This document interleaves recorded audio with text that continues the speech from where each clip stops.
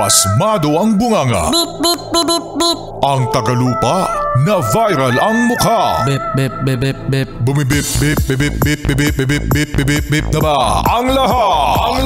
Martian. Beep, beep, beep, beep. Enrico Pañero. Bip, bip, bip, bip, bip. Beep, beep, beep, Bip, bip, bip, bip, bip. Bip, bip, bip, bip, bip. Titilaok! Titilaok! Beep, beep, beep, beep, beep. Ito na ang 101.1 Yes FM Balitang Hoy! Mga Yes Friend, talagang ramdam na natin ang init! Ang impyerno! Init lang, grabe ka naman. So kasabay ng init mga Yes Friend, syempre ang pagpapawis. At eto na nga, may paalala mga Yes Friend, ang mga doktor sa mga naidudulot ng init sa ating katawan. At ano yan, Martian? Ang anghit at ang boom! Sabog! Anong sabog? Putok lang, putok. Akala ko sabog. Ibang level yung may sabog ka. Alam mo, friend, grabe yung level ng putok mo sumasabog. Grabe.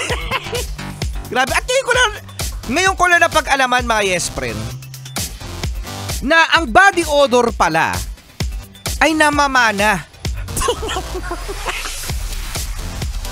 Tingnan mo yung mga magulang mo, wala na nga pinamana sa yung mga ari-arian.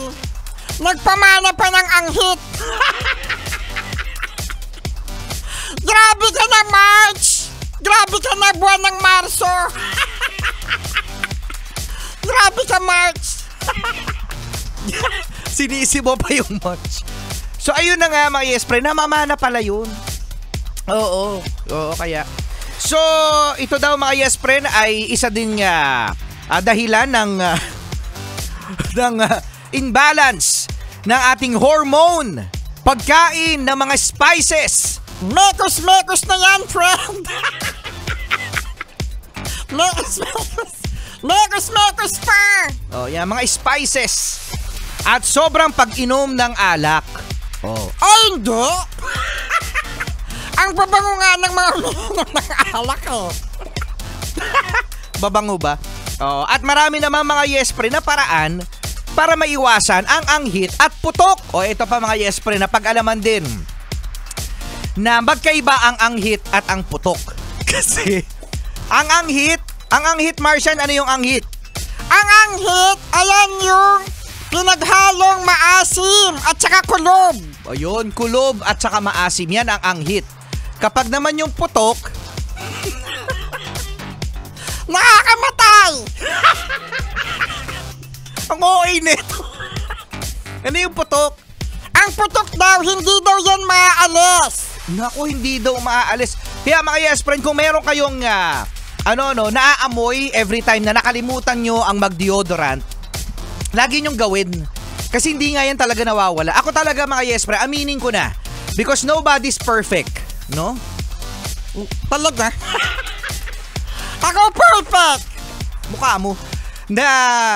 Ako Martian mga Yes Friend, kailangan ko talaga mag-deodorant. Kasi Rico Pañero, may putok ka. Si Rico Pañero, may putok. Hindi nga.